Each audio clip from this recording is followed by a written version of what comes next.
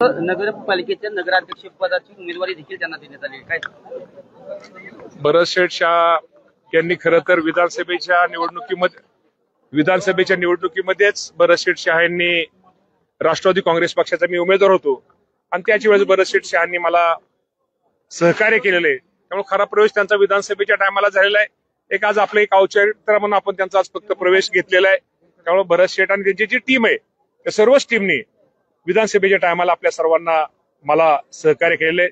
निश्चित प्रकारे आज त्यांचं पक्षामध्ये आम्ही सगळेजण स्वागत करतो आणि निश्चित प्रकारे उद्याच्या भविष्य काळामध्ये त्यांच्या माध्यमातून या शहराचा विकास, हे शहर हा शहराचा चेहरा मोहरा कसा बदलेल यासाठी एक तालुक्याचा आमदार या नात्यानं आणि राज्याचे आपले जिल्ह्याचे पालकमंत्री या नात्यानं अजितदादा पवार साहेबांच्या माध्यमातून या शहरासाठी जेवढं काय चांगलं करता येईल, हे शहराचा चेहरा मोहरा बारामती कसा करता येईल यासाठी भविष्यामध्ये आमचा प्रयत्न राहणार आहे।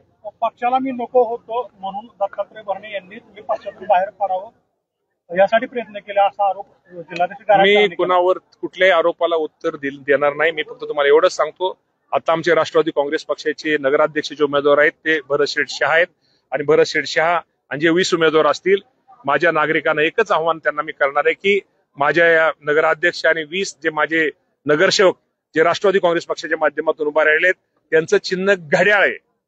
चिन्ह घड्याळ आहे। या घड्याळाला आपण जसं विधानसभेला आपण सर्वांनी मला मतदान केलं त्याप्रमाणे या सर्वांनी घड्याळाला मतदान करावं ही मी त्या सर्व नागरिकांना विनंती करणार आहे। मी कुणावरतीही टीका टिप्पणी करणार नाही। मी विकासाला मत मागणार आहे आणि भविष्यामध्ये विकास कोण करू शकतं आणि कोण नाही होऊ शकतं त्या इंदापूरची जनता ही खूप हुशार आहे। तर निश्चित प्रकारे आमच्या राष्ट्रवादी काँग्रेस पक्षाच्या सर्व उमेदवारांना ही जनता विजयी करेल आणि निश्चित विजयी केल्यानंतर इंदापूर शहराचा चेहरा मोहरा बदलल्याशिवाय राहणार नाही ही ग्वाही खात्री मी आपल्या माध्यमातून माझ्या इंदापूरच्या माझ्या सर्व नागरिकांना मी हात जोडून विनंती करतो। गायककर म्हणाले की जे शाह कुटुंब आहे ना आमचं त्यांचं काही वैर नाही, परंतु दत्तात्रय भरणे यांच्या कार्यपद्धतीमुळे मी उद्या राजीनामा देणार आहे असं तुम्ही मला काहीच माहित नाही अवधीमध्ये त्यांच्या टीकेला मी मी कोणावरती टीका टिप्पणी करणार नाही। टीका टिप्पणी करा अख्खा मला इंदापूर तालुका ओळखतो, मी कोणावरती टीका टिप्पणी अजिबात करत नाही। मी उत्तर विकासाने देतो, मी लोकांमध्ये असतो। आज सकाळपासून आता तुमच्या समोर उभा आलेलो आहे, मी सकाळपासून मी गाडीतच होतो, गाडीतच जेवण केलंय।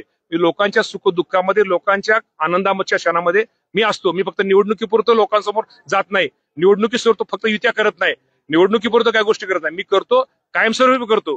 उद्या निवडणूक जरी मी आमदार निवडून झाल्यानंतर उद्या निवडणूक आहे त्याप्रमाणे मी माझं काम करत असतो।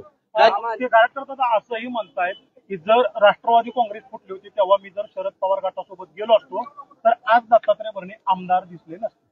आता खबर जनता इंदापूरची खूप हुशार आहे। कोण टीका करतं, मला कोणावरती टीकाच करायची नाही। इंदापूरचं मला जे उत्तर द्यायचंय ते विकासाला उत्तर द्यायचंय।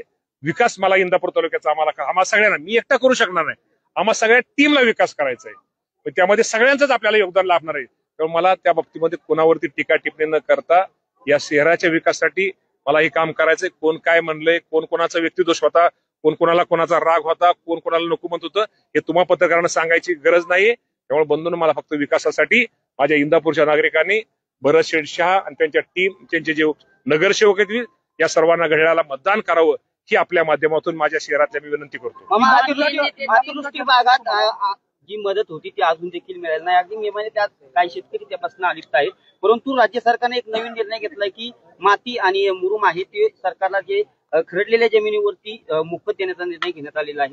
काय 100% शासनाने शेवटी या अडचणीच्या काळामध्ये जी शेतकरी परिस्थिती या काळामध्ये शेतकऱ्यांच्या पाठीमागे उभा राहणं हे सरकारचं काम आहे आणि शासनाने त्या बाबतीमध्ये आपल्या सगळ्यांना माहिती की 32,000 कोटी रुपयाची मदत माझ्या शेतकऱ्यांना जाहीर केलेली आहे। साधारण त्यातले 20,000 कोटी रुपयाचे GR आतापर्यंत निघालेले आहेत। जसं जसं पंचनामे किंवा जे जे अपुरं काय काम राहिलेले आहेत, जसजशी माहिती सरकारकडे येते तो अहवाल येतोय त्याप्रमाणे राज्य सरकार मदत करते आणि आजच्या काळामध्ये निश्चित प्रकारे खरंच शेतकरी अडचणीत आहे। शेतकऱ्याला मदत केली पाहिजे, शेतकऱ्याला सहकार्य केलं पाहिजे। आपल्या सर्वांना माहिती आहे की ज्या शेतकऱ्यांची खूप दिवसाची मागणी होती ती कर्जमाफीची, ज्या शेतकऱ्यांची कर्जमाफीची, आणि आम्ही आमच्या जाहीरनाम्यामध्ये निवडणुकीला ज्यावेळेस विधानसभेला वर्षापूर्वी आम्ही त्यांच्या समोर गेलो होतो, आम्ही शेतकऱ्यांना आश्वासित केलं होतं की आम्ही तुमची कर्जमाफी करू। त्याप्रमाणे शासनाने एक कमिटी केलेली आहे, परदेशी साहेबांच्या नेतृत्वाखाली त्या कमिटीचा रिपोर्ट साधारणतः एप्रिल महिन्याच्या पहिल्या आठवड्यात आपल्याला प्राप्त होईल. आणि 30 जून आपल्याला सगळ्याला माहिती आहे की शेतकऱ्यांचं 30 जून हे कर्ज ह्याचं वसुलीचं हे असतं. त्यावेळेस संपूर्ण जे शेतकऱ्यांना जे शासनाच्या वतीने जो निर्णय घेईल शेतकऱ्यांची कर्जमाफी ही 30 जूनच्या अगोदर राज्य सरकारच्या वतीनं केली जाईल. नगरपालिका निवडणुकीत काही ठिकाणी दोन्ही राष्ट्रवादी एकत्र येताना दिसत आहेत. काय उद्याच्या निवडणुकीत राष्ट्रवादीची एकी दिसणार आहे?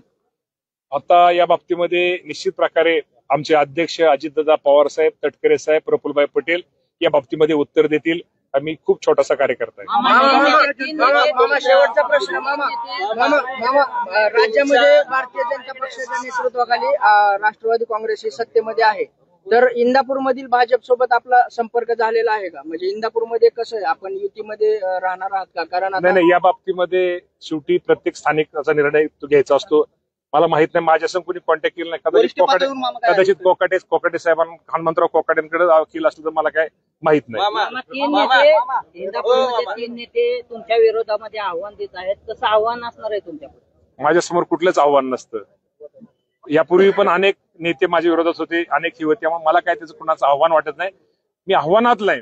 मी विकासाला घेऊन पुढे जाणारा कार्यकर्ता आहे. त्यामुळे मला कोण कोणावरती काय म्हणलं, कोणाचं आव्हान, कोण नेते एकत्र झालं, कोणी काय टीका केली, याला मी फारसं त्याच्यावरती लक्ष न देता मी फक्त उत्तर देत, परंतु पक्षाला सुद्धा मी बोलतो अशा प्रकारची टीका झाली. मी कुणाला त्या बाबतीमध्ये पक्षाचे अध्यक्ष, आमचे प्रवक्ते हे उत्तर देतील, त्याला पण मी उत्तर देणार.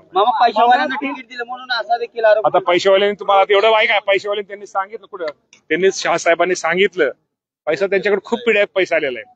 त्यामुळे हे असलं कुठं. ते म्हणतात की माझा बोलण्याचा उद्देश तसा नव्हता. कोणाचा? ठीक आहे, कोणाचा विषय मला माहित नाही.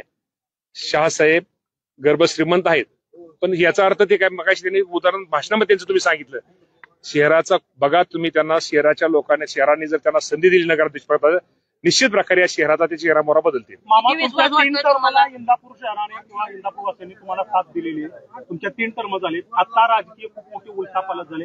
यावेळेच्या या राजकीय समीकरणामध्ये इंदापूर शहर तुम्हाला साथ दिल वाटतं? किती वेळ इंदापूर शहर साथ दिली? पहिल्यापासून साथ दिलेली. तुम्ही 3 टर्म नाही 4 टर्म म्हणा. 2009 पण मला साथ दिली. 2009 पण मी इंदापूर शहरामध्ये पुढेच आहे आणि भविष्यामध्ये पुढेच राहणार. काळजी करू नका.